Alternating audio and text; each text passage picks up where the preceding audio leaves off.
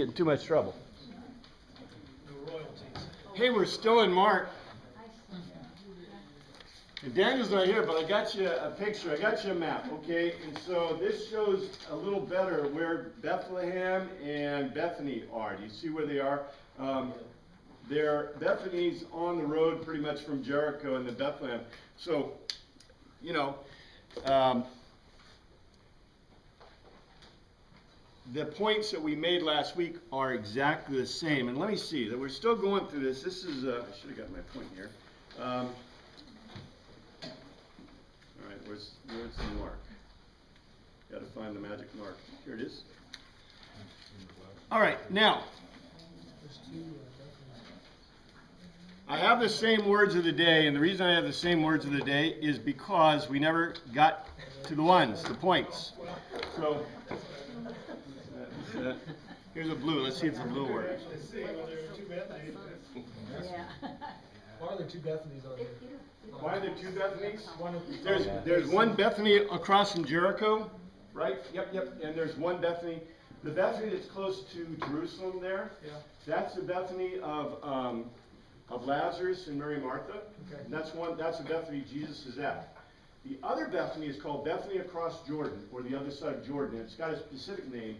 It's in the land of Perea. There is Perea. So it's not in Judea. It's not in Judah. So it's, and in my book, in Centurion, I talk about that. It's Mary Bethany across Jordan. That's where, who was? John the Baptist. John the Baptist kept there. And the reason is obvious why he kept there, because that way he wouldn't get whacked by, you know, the guys, the Romans were looking for him, Herod was looking for him, and he was kind of, well, you remember, we've been through this before, he's a militant kind of guy. He's not your regular prophet, he's a militant kind of guy. And so they never knew where he was coming from. That's why he was probably so popular. We haven't talked about that before. But he lived in a place where he could escape. And do you notice the Dead Sea? What's the Dead Sea area famous for? Anybody know? Other than being the lowest place on earth? Salt. Salt.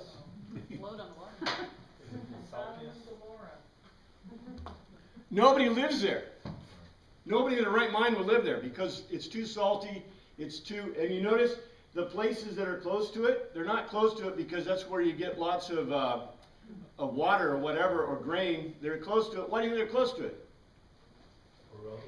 Huh? A road through there? Yeah, a road, but why? What comes through there? Well, when you come through, you can sell them salt. And salt, you know, to us, salt is, you know, this is another of those ancient things, right? Ancient world things. You know, there was a time when you paid for salt in gold. The weight of salt was worth the weight of gold. It's kind of like wasabi. Anybody know about wasabi? Real wasabi? Real wasabi isn't what you get at the sushi joint, okay? That's green horseradish. Real wasabi is basically like I think it's $25 an ounce. Real wasabi is really worth a lot of money. And it's kind of like morel mushrooms, right? They sell them by the pound and they're worth like dollars per pound or ounce. So in the ancient world, you know, salt is a really worthwhile commodity, and the problem is it's hard to get. Weren't the Romans paid in salt? Where the word salary comes from? That's right. Exactly. Oh, I love it how this all fits together, right? And they did pay them in salt when salt was a worthwhile commodity. And to us, coinage is ubiquitous. But when was coinage invented? I've told you before, so you get extra credit for the test. Lydia, 600 BC in Lydia. But it didn't come into fashion until guess who started using it? The Greeks. The Greeks started using it about 300 BC. And who was our best buddy who started promulgating currency across the world? Alexander the Great. Alexander the Great, 300 BC, that's when it really came. And by the way, the Greeks probably killed themselves in their markets because of currency. They had a huge, at first they had a huge, monopoly on silver. A lot of silver came out of Athens and those areas, but they killed themselves because they exported their technology for mining, which meant that what happened? People discovered more stuff, and they killed themselves in the currency marketplace, and they couldn't even buy stuff. So that's one of the big downfalls of Rome. Wasn't really military or otherwise. It was because they basically hurt their markets. And of course, they tried tariffs and they tried other things, but you know, in the end, unless you have a free market, you're kind of toast. So 300 BC, and we're talking about the 100 AD era. Currency is not ubiquitous, and so what do you pay people in? You pay them in a worthwhile commodity. So the Romans did pay in salt quite often, but generally in this period, the Romans aren't using salt anymore, they're using gold and silver. And so you'll find, well, I know this makes everybody laugh, but asses is a gold coin, it's gold. That was the highest grade of coin that they had in that period. And generally a legionnaire was paid two asses, in a year. A denarius was worth what, one man's salary, but that depended on the period too. And there is no inflation when you have a commodity, or deflation, except for one problem. You know what the problem is, right? I know this is kind of economics, but this is kind of important stuff, because this is stuff that we should have learned right when we were 6th grade, but they never taught us. The thing about, what does it say in the Constitution that the Congress shall do?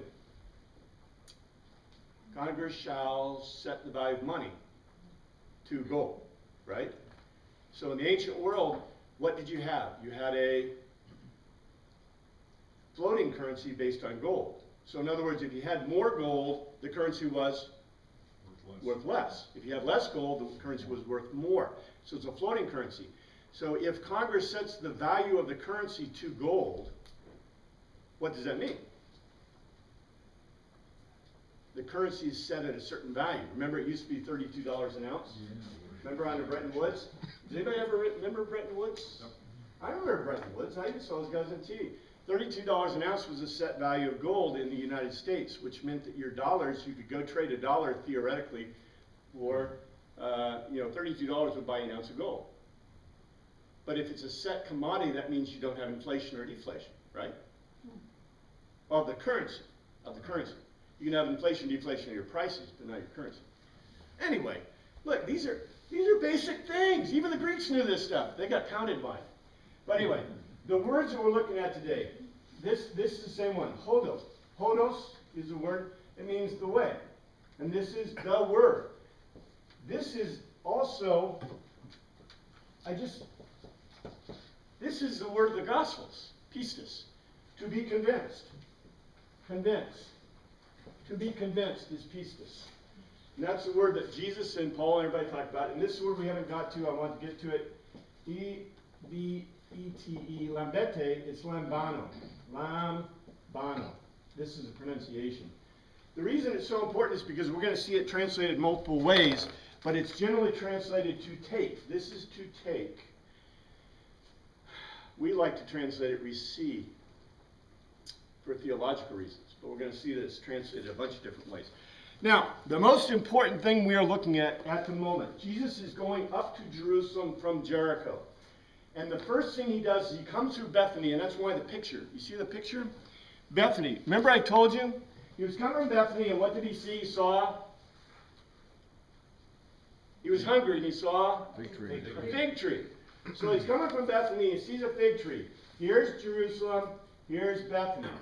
He is coming up to Jerusalem from Bethany, he sees a fig tree. Which means, and we're going to find out exactly what the fig tree represents, but that's okay. You can say the fig tree represents Jerusalem. And remember I told him his problem. I told you his problem. Although John takes a very different view, doesn't it? If you saw the gospel reading today. In Mark, the problem for Jesus is that we have been talking about who is this Jesus. The who is this Jesus is the whole point of Mark. In Mark, we're supposed to know that Jesus is God. But there's also the part of who is the Son of Man, who is the Christus, all this other thing. And the one thing that Jesus is trying to prevent he doesn't necessarily want to be known as the son of David at this point. Because the son of David means he's king. And remember, you know, this is kind of like, you know, Mark is a mystery, and John just kind of lays it out. But in Mark, the mystery is, we know that Jesus has never, remember, these are logos to telos. So it's an unstated telos, always unstated. So Jesus has never called himself God, right? And Jesus has never called himself the Son of Man. And Jesus has never called himself Christus.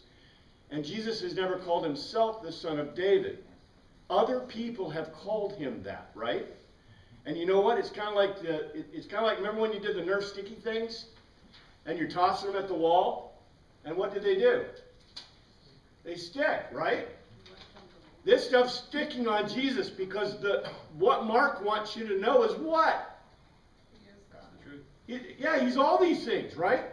Because he's all these things, he's God. And so it's unstated telos. But Mark, you know, this is why the arguments in Mark are so beautiful. And that's what we're hitting at right now, is we are looking not at a parable, but an allegory.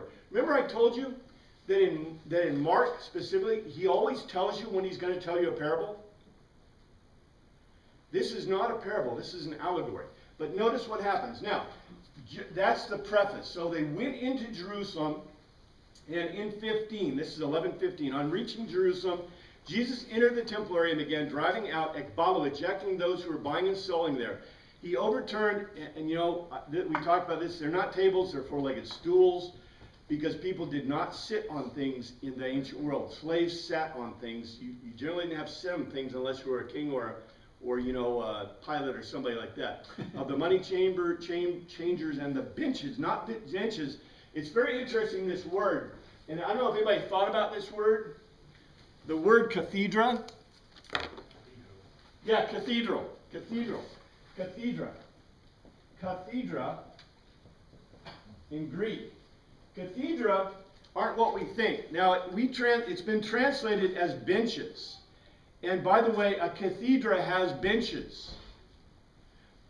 But that's not what the word means. What are they selling? Doves. Where do doves sit? On a perch, right? So the cathedra are probably, what they're meaning is this is where the doves are. And you know how you keep a dove on there? You don't just trust the doves. You basically tie them down with a little thing on the stick. So the cathedra are probably not benches. In the Greek, it can mean any place you sit down. And the assumption here is it's where the doves are sitting. So these guys are sitting on the floor. They have their little benches with the money on them. And then they have the doves. Now, 16. And this is what Jesus would not allow anyone to diaphero, to carry, to bear through merchandise. Skoios. The word skoios is really an interesting word. Merchandise, skoios, through the temple, through the herion, the sacred place. The courts part is added. This is a very interesting point. And what I want you to know, that we have to kind of get into this culturally. What happened is this. Remember in the Old Testament, and I taught a class a long time ago on sacrifice in the Old Testament. But what is the big deal? And you know the big deal. What's the big deal about the sacrifice? It has to be what? Like perfect, pure and perfect, right? It can't. Remember, the lamb for the Passover has to be without blemish, right? Anyone a farmer? How many lambs do you have without blemish?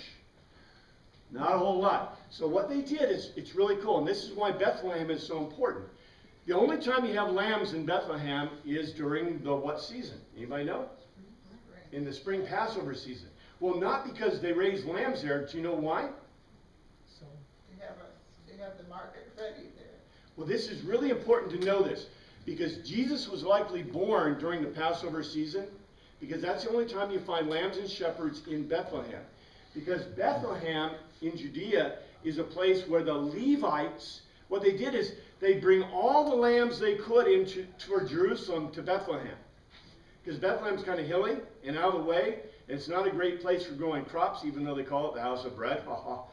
Remember Rachel or Leah and Ruth and that kind of thing? So by that time, it was not the greatest place for growing stuff, but it was a great place for them to bring shepherds to keep the lambs that they were going to sell in the temple. And this goes kind of deep, but I'll explain it to you. After Jesus was born, the Talmud says that you can have 2 or 3 witnesses, right? That comes out of the Torah. Well, the rabbis changed that after Jesus. Do you know what they said? 2 or 3 witnesses, but they could not be an independent shepherd. The reason was because, and if you read the Arch Code documents, this is in the Arch Code documents, but it's also in the Talmud.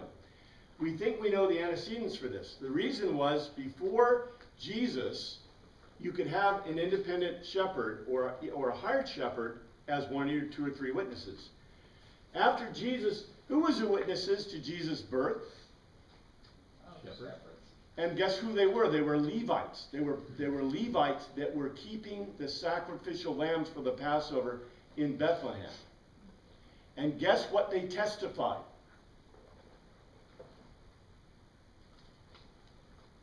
We saw angels that came down to announce the coming of the Messiah, and that we went and saw Joseph and Mary in a manger, and right? This is no kidding. After that period in the Talmud, it says that an independent shepherd can no longer be considered one of the 3 witnesses. A hired shepherd can, but not an independent shepherd. Isn't that interesting? Now, all these sheep, all these lambs in Bethlehem were used for the Passover sacrifice, because they had to meet the requirements. So even if they weren't quite right, the priest could look at them and say, that's okay. And then what they did is they sold them in the temple at a high price, because this is the way it worked. Who controlled the sacrifice? The priest did. Right? What's really interesting, in the old days, see, according to the Old Testament, in the old days, according to Josephus and other witnesses we have in the Talmud, Talmudic witnesses we have, what they would do is they would bring, the person was responsible. The person. So if you wanted to bring your sheep, whatever you wanted to bring, you were the one who declared it to be correct, right? You said, I'm bringing a sheep without spot or blemish, and then you were cool, right? But a problem happened that wasn't related to that. The problem was this. In the old days, what you would do is the priest would put his hands on the animal, and you would put your hands on the animal, and you would press. It was called pressing. And that's how you got your sin, your badness into the animal for a guilt or a sin sacrifice or for the other sacrifices. That's what you did. And then, who killed the animal? No, originally you did. Originally, the priest was there to watch, but you killed the animal. The problem was that as time went on, the regulatory agencies, who were the priests, became more and more, regulation bound. So if, like, for example, you had to kill the animal with one cut in a specific way, and if you didn't do it right, what would happen? You had to get another animal. So, who started doing it? The priest started doing it to make sure, and everybody's happy with that, because you said, well, if I make a mistake, I'm toast, right? Because it's not right. So what happened in history, we know this happened in history, they would start doing it. And the other problem became, when you brought your animal and the priest looked at it and said, it's no good. The animal's diseased. See? And so now you got a problem. Now I got to go back to what? Samaria or Israel, wherever I'm going back to, and go get another animal. So what they did is they set up a great system for you. We'll provide the animals, and we'll just charge you a pittance. Non-stop, one-stop shopping, the first Walmarts. Actually, but they weren't like Walmarts, because there was no market. It was a monopoly. Yes, sir? You have a question? So there was a monopoly. There's no market, right? And so what happened is this. Later, later, and we're in the later temple. So the later temple, you know, in the period of the Romans, what kind of money is in circulation right now? Mac will hear about it. Roman money, but there's also Temple temple money currency. too. Well, now this is what's very interesting. The Romans had some money, but they based their money on the Greeks. And so the Romans used Greek money. Greek money was, you know, money was not ubiquitous, but the money that you were likely to get if you got something was Greek. And there is a problem with Greek money in Israel. What's the problem? It has an imagio, it has an image on it. And usually the problem with this money is, matter of fact, Jesus asked, we'll see it later, Jesus asked for a denarius. And who's on the denarius? Caesar. It's an imagio of Caesar. Now, most Greek money has pictures of what on it? Gods. Yeah, Athena. If you get an Athenian in Athens, a denarius from Athens, it has a picture of Athena on the front, and on the back it has usually a wolf or an animal. Now there's a problem. Anybody know why this is a problem for Judaism?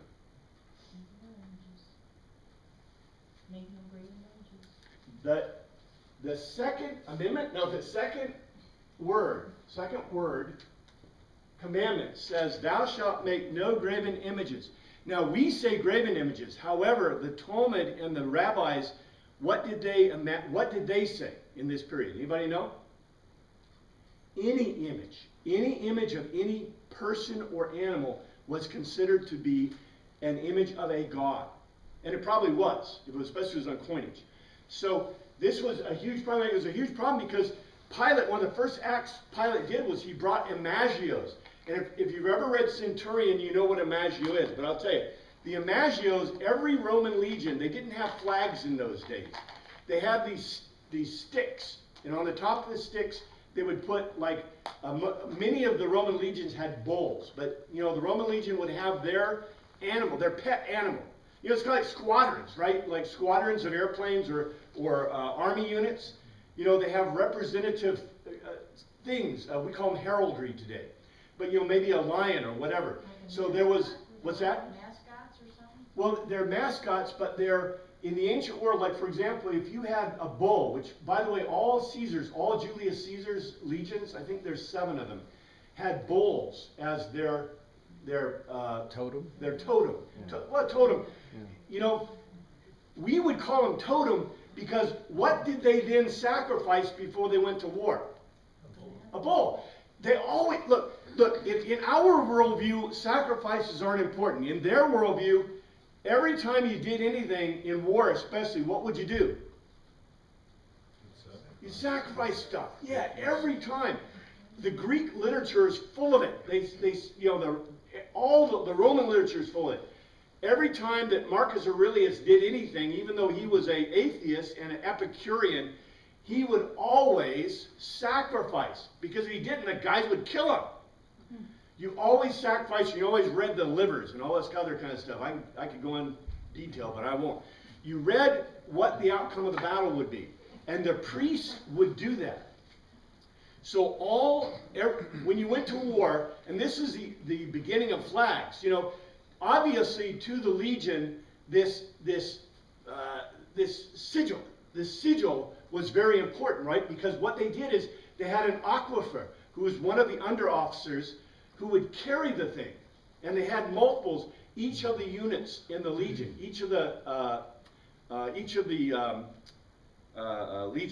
each of the centuries would have their own. In each of the groups of centuries, what are they called? Gosh, I wrote a book on it, I can't remember. I haven't read in a while. Anyway, each of the groups of centuries would have theirs. And then the legion would have theirs. And so when they march with their sigils, just like we march with unit flags. That's what they would do. That's where our unit flags came from, by the way. And when they were awarded awards, those awards would go on those in chains. They were they were made of gold, usually gold and silver. And they came down from them. I should show a picture, but the imagine would look like this. You know, here's a bull or a picture of the emperor, and then they would have chains coming from the links with awards on them like this. You ever seen a picture? Now the imagios had the emperors on them.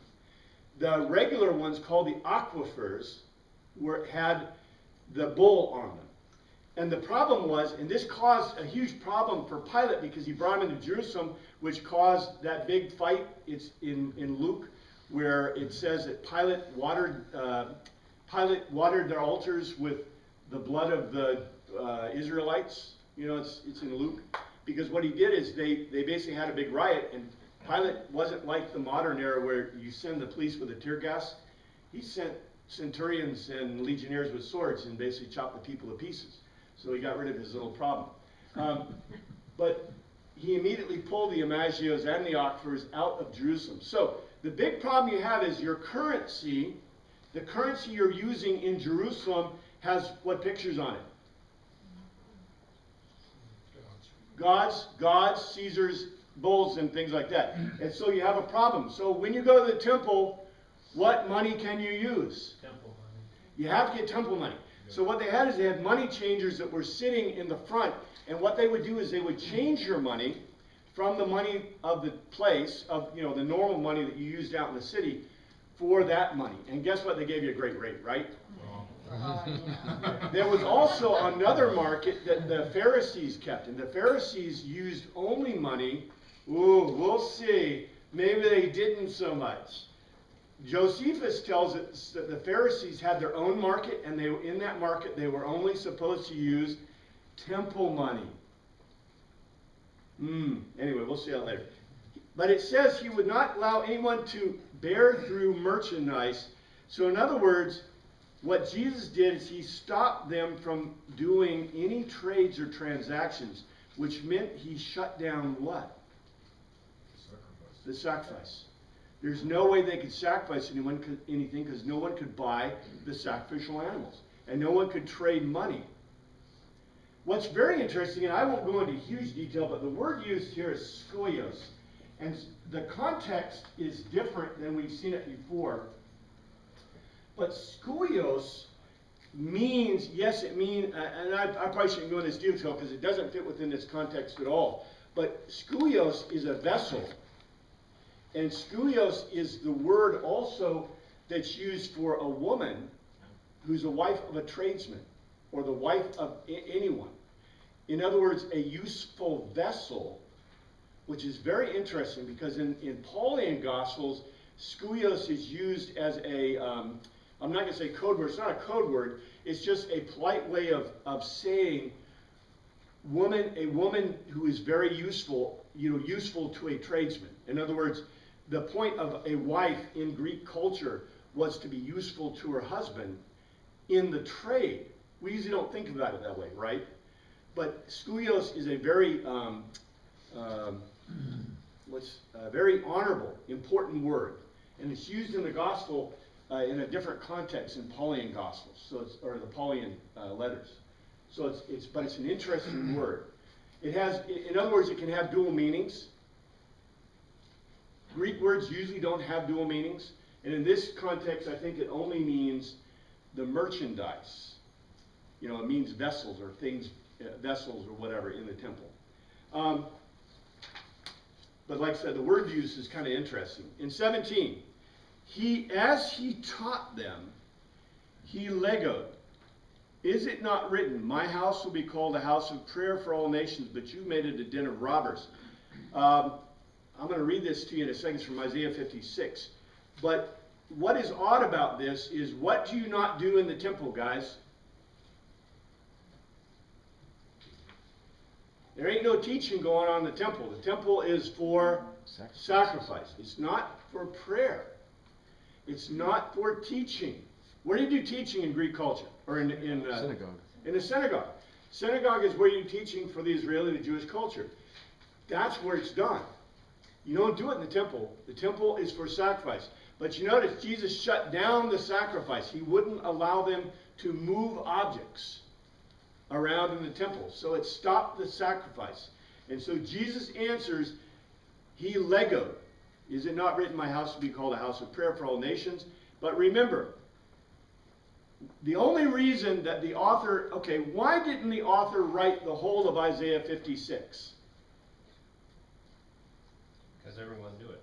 Because everybody knew it. Yeah, exactly. What we got to realize is, remember, they're trying to save money, but in every case, what we call rabbinic, and I haven't even used this word in a long time, rabbinic context. Rabbinic context, read the Talmud, read the rabbi's writing. In rabbinic context, all I have to do is, remember, there are no such thing as verses. There is no such thing as chapters or paragraphs or anything in the Old Testament or New Testament documents originally.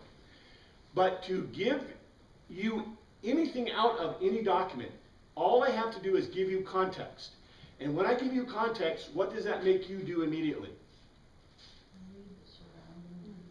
Because remember, all ancient documents are mnemonics. So you memorize everything around it. So the minute I say, when Jesus says, "It is not written, my house will be called a house of prayer for all nations, but you made it a den of robbers," everybody in the crowd immediately knows, or anyone educated in the crowd goes, Isaiah 50, well, they don't say Isaiah 56, they say someplace near the middle-ish of Isaiah, and this is the context. This is what the Lord says, maintain justice and do what is right, for my salvation is close at hand, my righteousness will soon be revealed. Blessed is the man who does this, the man who holds it fast, who keeps the Shabbat without desecrating it, who keeps his hand from doing evil. Let no foreigner who has bound himself to the Lord say, the Lord will surely exclude me from his people. Did you hear that? Remember, who's the audience for Mark? Romans and Greeks. Romans and Greeks. Let no foreigner who has bound himself to the Lord say, the Lord will surely exclude me from his people. Let not any eunuch complain. I am only a dry tree. What's the context what we're talking about here? A fig tree, right? Fig tree. Fig tree. Nobody's kind of missed this. Let no foreigner who has bound himself to the Lord say, the Lord will surely exclude me from his people. Let not any eunuch complain. I am only a dry tree. Because we're going to find out about a dry tree. For this is what the Lord says, to the eunuchs who keep my Shabbats, who choose what pleases me and hold fast to my covenant, to them I will give within my temple and its walls a memorial and a name better than sons and daughters. I will give them an everlasting name that will not be cut off. And foreigners who bind themselves to the Lord to serve him, to love the name of the Lord and to worship him, all who keep the Shabbat without desecrating it and hold fast to my covenant. The reason this is important is because who could not go into the temple? Foreigners. Foreigners and eunuchs could not enter the temple. Period dot. Period dot. 7. These I will bring to my holy mountain and give them joy in my house of prayer. My house of prayer. The reason this is important is because is the temple a house of prayer? It's not supposed to be. Their burnt offerings and sacrifices will be accepted on my altar, for my house will be called a house of prayer for all nations. What just happened? What just happened? The temple changed in Isaiah to something different. And this is supposed to be future, right? The sovereign Lord declares, he who gathers the exiles of Israel, I will gather still others to them besides those already gathered. Remember, the audience is Greeks and Romans. Come all you beasts of the field, come and devour all you beasts of the forest. Israel's watchmen are blind and they lack knowledge. They are all mute dogs. They cannot bark. They lie around and dream. They love to sleep. Okay, beasts of the forest and fields, why is that important? Cattle. Well, they're not allowed to sacrifice. They're not allowed as in the sacrifice, see? But what the author is saying is this is harking as a future thing, that they will be welcome as sacrifice. Because the watchmen are blind. They lack knowledge. They're mute dogs. They cannot bark. They are dogs with mighty, and by the way, calling a person a dog in this culture, that's a very negative thing. They're dogs with mighty appetites. They never have enough. They are shepherds who lack understanding. They all turn to their own way. Each seeks his own gain. Come, each one cries, let me get wine, let us drink our fill of beer, and tomorrow we will be like today, or even better. This also comes from Jeremiah 7. This is the word of the Lord which came from Jeremiah. Jeremiah 7, stand at the gate of the Lord's house and there proclaim this message. Hear the word of the Lord, all you people of Judah who come through these gates to worship the Lord. This is what the Lord Almighty, the God of Israel, says. Reform your ways and your actions, and I will let you live in this place. On and on and on. 11. This house which bears my name become a den of robbers to you? But I have been watching, declares the Lord. And look what it says. Now go now to the place in Shiloh. The place in Shiloh is the holy mountain. The holy mountain is not Jerusalem. Isn't that interesting? Because Shiloh was called a place of prayer. Where I first made my dwelling for my name, and see what I did to it because of the wickedness of my people Israel. In 20, therefore this is what the sovereign Lord says. My anger and my wrath will be poured out in this place on man and beast, on the trees of the field and on the fruit of the ground. It will burn and not be quenched. This is what the Lord Almighty, the Lord of Israel says. Go ahead, add your burnt offerings to your other sacrifices and eat the meat yourselves. For when I brought your forefathers out of Egypt, I spoke to them. I did not just give them commands about burnt offerings and sacrifices, but I gave them this command. Obey me, and I will be your God, and you will be my people. Walk in all the ways I command you. You know, you can read this yourself, but the whole point is that the context, the minute Jesus said those words, every single educated person who knew anything from the Septuagint immediately knew what he's talking about. Immediately. And knew that he was referencing stuff about trees, Gentiles, and this eunuch thing. Yes, sir? So if they all knew it, then why did they have the rule that says foreigners and Gentiles couldn't come into the temple? If Isaiah said they... In the future. Because see, the time when that happened was in the Messianic age.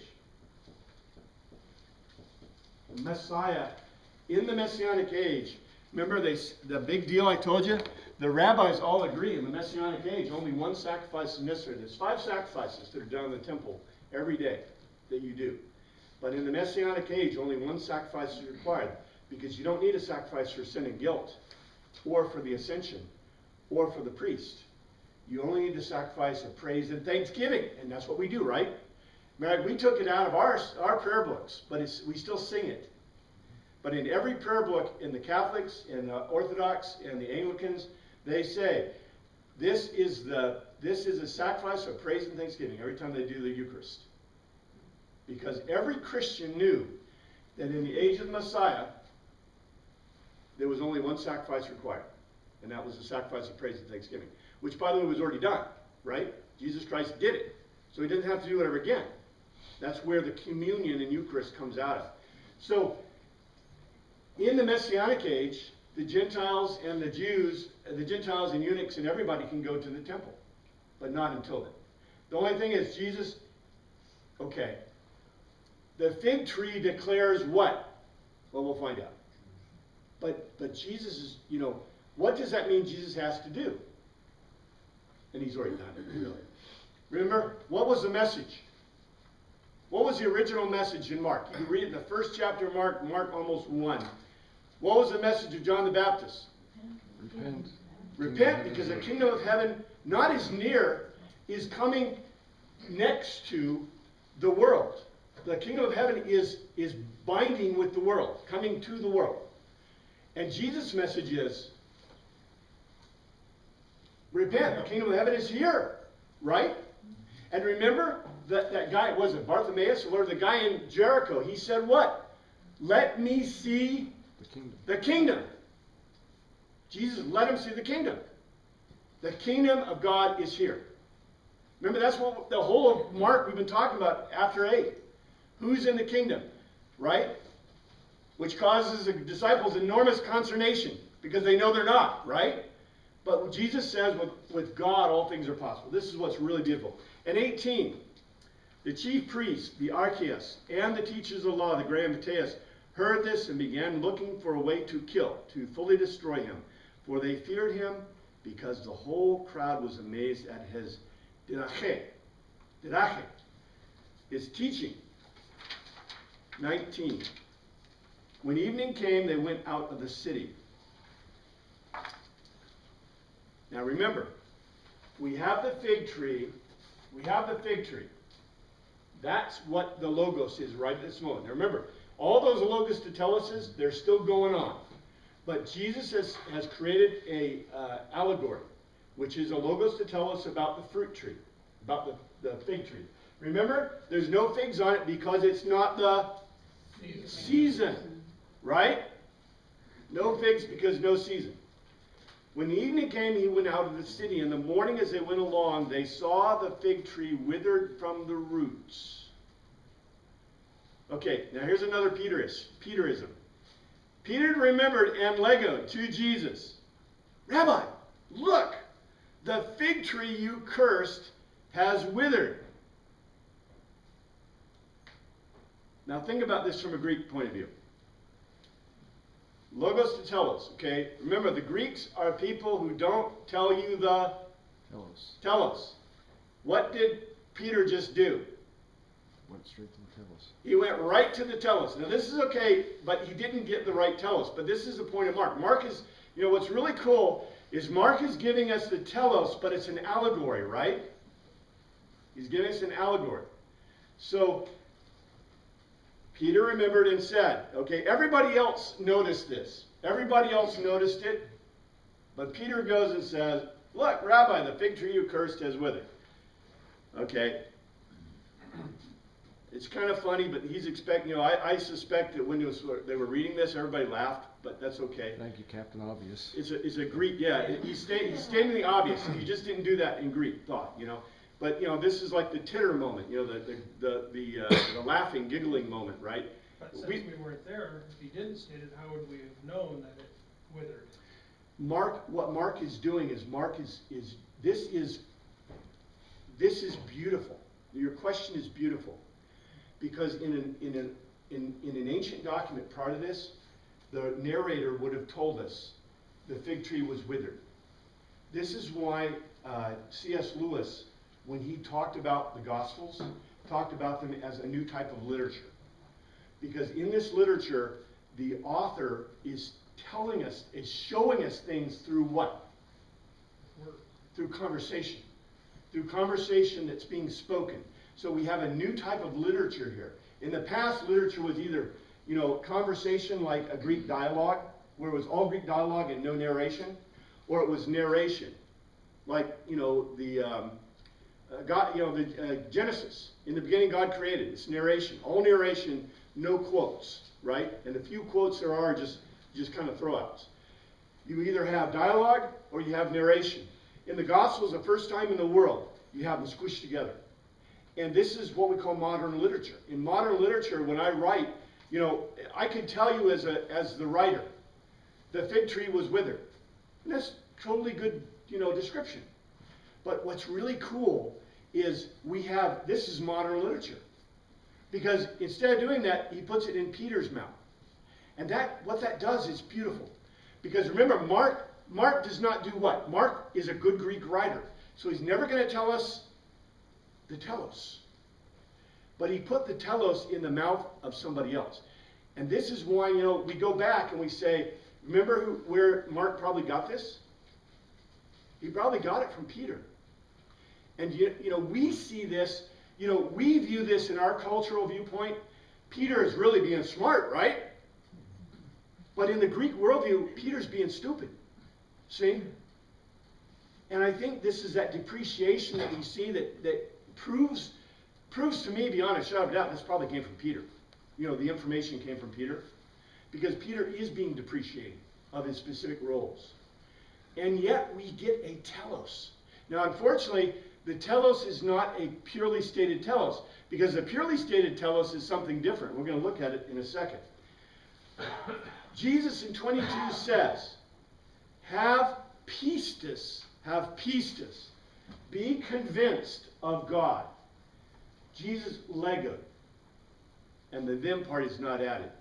And look what it says in 23. I tell you the truth, If anyone says to this mountain, go throw yourself in the sea, but does not doubt, literally diakrino, to separate thoroughly. In other words, separate your thoughts. In his cardia, but pisteo, believes, pisteo. Pistis is to be convinced. Pisteo is believe, is to have been convinced. But is convinced that what he lelo, not lego, lelo, he says, he utters, will happen. What he lego, will be done for him. Now, we have a real problem with this, but I'm going to explain to you how this problem is resolved within the Greek context. Number one, what does the mountain represent? Something difficult, Something impossible to achieve. Now, to the Greeks, what does the mountain represent? Mountains always represent this thing to the Greeks. Home of the gods. Which god? Zeus. Zeus. Zeus. Zeus. Mountain is Zeus. What's the sea? Poseidon. Poseidon. Poseidon. Okay? Zeus and Poseidon. Now remember, we're talking, obviously, these are obvious allegories in the Greek worldview. Because we're in the middle of an allegory. What's the middle of the allegory? The allegory is the allegory of the fig tree. What is the fig tree? The fig tree, Jesus looked for the fig tree out of season. So there should be no figs there. And he cursed it for being out of season. He cursed it for being out of season. And it withered. Now, Peter states an obvious. The obvious is, look, the fig tree's cursed. And Jesus says, I tell you the truth, anyone who says to Zeus, go and throw yourself into Poseidon, the sea. Why is this a big deal? What's the big deal about Zeus and Poseidon? two big guys. These are the two gods of the world. There's only one other god who has equal power with them, and that's Hades. So what he's saying is, okay, well, we'll think about this. In his heart, but not believes, but is convinced what he says will happen, it will be done for him. You can take this literally if you want, but this is obviously set within an allegory. It's an attack against what? Great God. The Greek gods. And what did Jesus just declare himself? He just said, it is not the season of figs. It is not the season for a king in Jerusalem. The question is about kingship, right? He said it is not the season for a king. So what season is it? Messiah.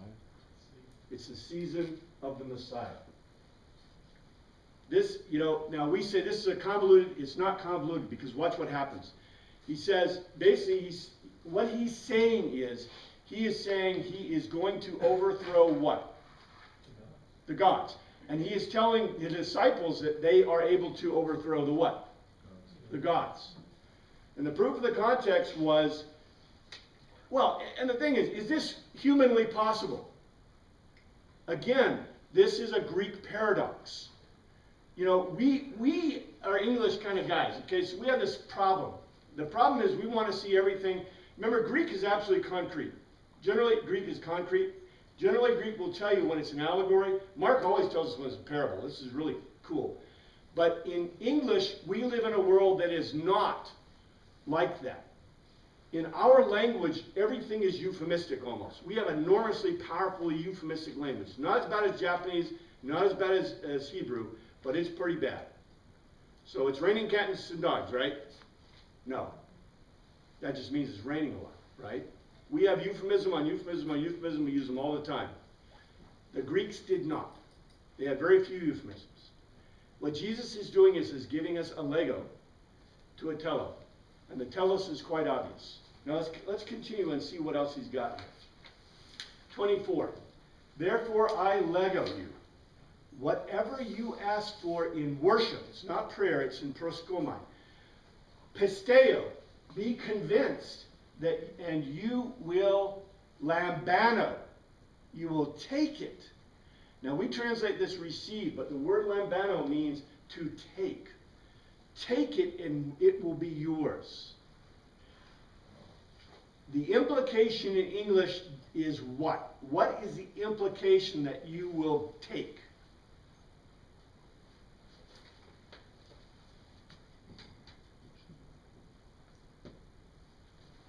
Things. The problem with that is not at all what Jesus is talking about.